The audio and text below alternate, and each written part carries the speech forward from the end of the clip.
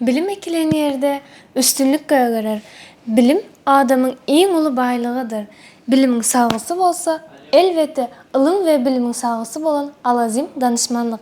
Biz sizin arzuğunuzu amala aşırmakta hemişe yanınızda bolarız. Resminame işlerinde doğulu qoldop, depozit kömegi hem bar, üniversitet saylamanızda hem kömek ederiz.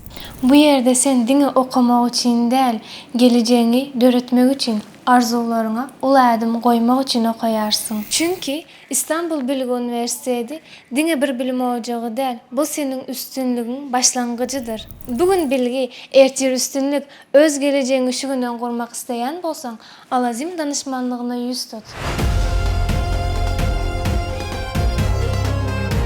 Alazim Consulting.